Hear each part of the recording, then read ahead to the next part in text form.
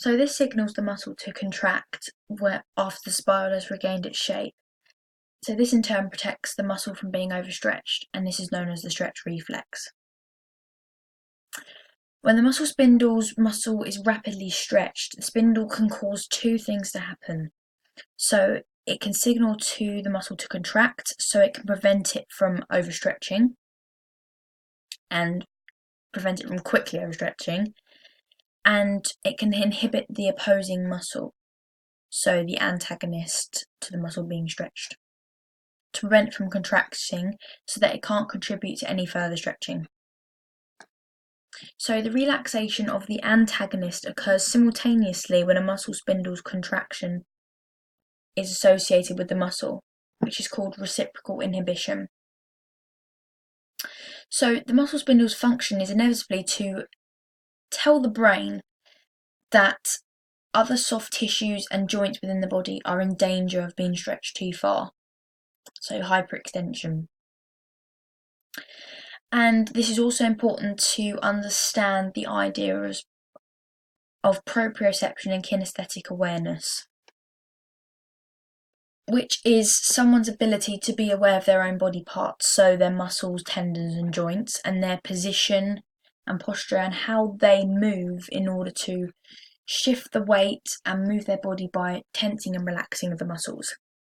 Examples of this are dancers. They develop kinesthetic awareness as it makes them more likely to perform the movements of dance safely. So when they're performing quite complex moves, they put themselves at less risk of developing injury, which also gives them a good sense of maintaining their balance and responding to stimuli appropriately. So in terms of timing the moves with the music and dancing synchronized with another group or with their group. The Golgi tendon organs mainly respond to muscular tension when there is a contraction or they're being stretched during exercise. So when it is activated during a contraction, it aims to inhibit this, which is known as autogenic inhibition, an automatic reflex. So by being activated during stretching, it aims to inhibit the muscular spindle activity within the working muscle to enable a deeper stretch. The Golgi tendon organs are sensitive to changes in tension and the rate that this tension occurs at, because they are located in the muscular tendinous junctions, which means they are responsible for sending information to the brain as soon as they sense an overload. The static stretching is an example of how muscle tension signals a Golgi tendon response. So if we hold a low force stretch, for example a lunge, for more than 7 seconds, this increase in the tension in the muscles activates the Golgi tendon organ to temporarily inhibit the muscular spindle activity. This is to allow further stretching to occur, so we can stretch beyond our limits, and it reduces the tension in the muscle. So, important thing to note is that autogenic inhibition is only induced by contracting the muscle before it is being stretched, which is a method called proprioceptive neuromuscular facilitation. This is a stretching practice that is promoting the response of the neuromuscular mechanisms by proprioceptors which are being stimulated to gain more stretch in a muscle. So a practical example of this is to produce a low force of about 50% of the maximum force of an individual, and this contraction within a muscle for 6 to 15 seconds before having a partner passively stretch the muscle. This pre-stretch phase of the contraction reduces the activity of the muscle spindle within the muscle that's about to be stretched, so the brain accepts this increase in range of motion during the impending stretch. So the muscle spindles and Golgi tendon organs tend to play a protective role in order to make sure we are stretching and contracting our muscles safely and effectively. So this is why before we warm up and we take part in sport, we stretch our muscles and we hold the stretch for around 7 to 10 seconds. So it allows it to work deeply into the muscles so we can warm our muscles up before we take part in strenuous activity. So they work together through the reflexive actions between them to prevent injury, so we can maintain performance and potentially not injure ourselves while in our sport. As they are muscles, they have elastic fibres, and it requires elastic energy in order to allow this stretch and recoil effect. So a type of training that would be useful for these stretch and contract is plyometrics training.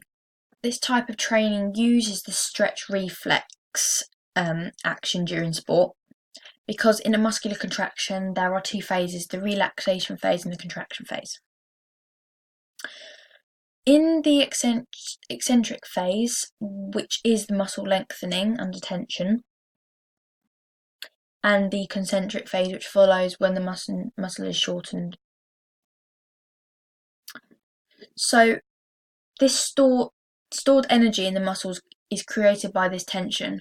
It helps to increase the strength of the following concentric contraction, so we can contract more vigorously and more rapidly.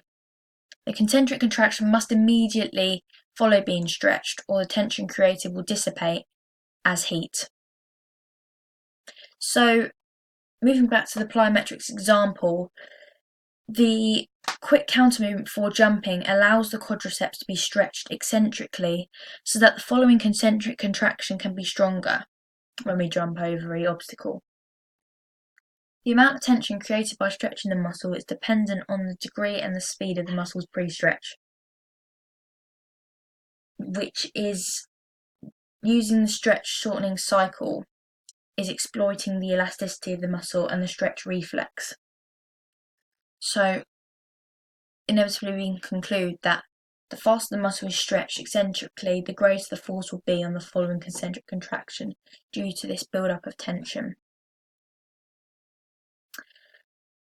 So maximal jumping performance must require muscles to be strong eccentrically.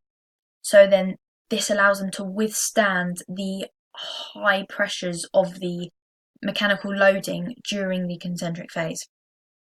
So if the muscles are strong eccentrically, they will be able to quickly switch from overcoming the eccentric loading to contracting concentrically in order to accelerate their body upwards and forwards.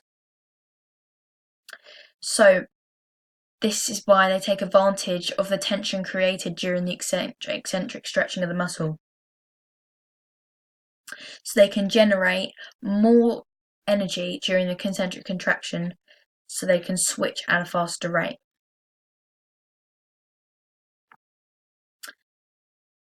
And the key point of that is utilising this stored elastic energy between the phases of the movement. So a longer delay between the two phases of the movement results in the detachment of the myofilaments. And there are two main factors involved in this. So these are the muscle itself and the tendon elasticity. So when a tendon or muscle is stretched, the elastic energy is stored within its structure. And it recoils similar to that of a spring, and is mainly for increasing the efficiency of the concentric phase of the movement. So the stiffness of a muscle depends on the force that's applied to it, and while the tendon stiffness remains constant. So if we think about it, the higher tension, the more tension in a muscle, the harder it is to stretch because there's more force. And this elastic energy, primarily in elite athletes, can be stored in their tendons, which is why it makes their muscles more stiff and harder to move more vigorously.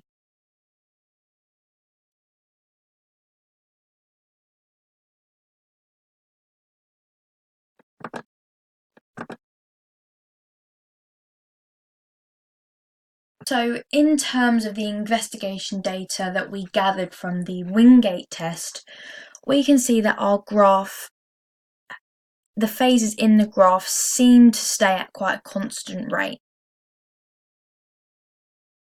So we can see that there's a little bit of change from around, so as we increase the time, the power is slightly increasing and then it drops and then sort of plateaus at a similar rate. So because the Wingate test was a high intensity fitness test, the athlete was having to work at their maximal capacity.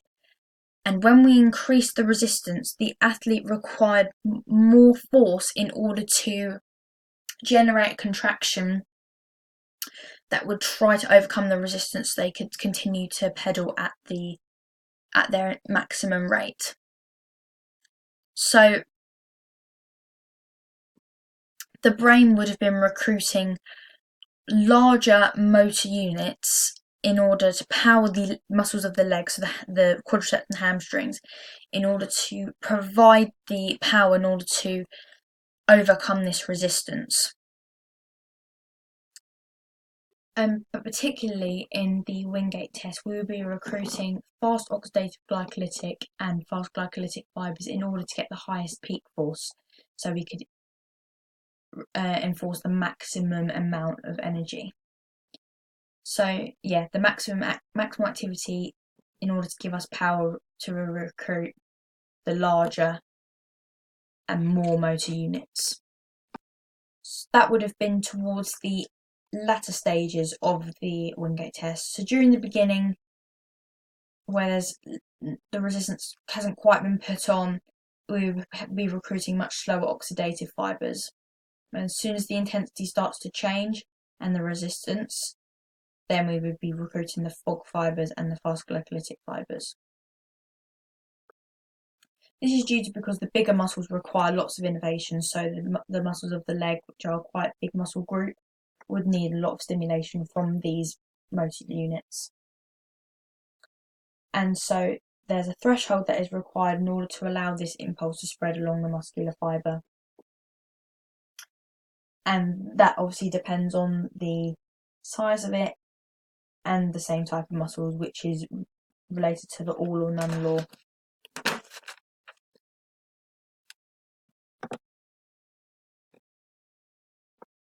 In terms of sport application, if we look at this in terms of rugby, a rugby tackle can be, by holding a player, can be really dangerous for the bicep. This is because there is resistance there, and the impulses from the spine to the agonist sort of oppose the antagonistic force. So there is more tension and more frequent impulses. The direct tension in the muscle is specific to the collagen fibres, and it can cause damage to these. So contact sports experience a lot of high-speed collisions, which is producing a lot of force. So it can put a lot of strain on the muscles and cause overstretching if a player was to come into contact with another player. It can cause resistance. So this is why the Golgi tendon organs and muscle spindle apparatus provide that resistance for the safe capacity in order to protect the length of the muscle and to inhibit the agonist from contracting. So it's proportional to the amount of force, so we can cope with that intensity. And similarly to a weightlifter, because there are forces of gravity acting down, we're trying to overcome those forces, and there is tension and resistance in especially the muscles of the arms and the legs.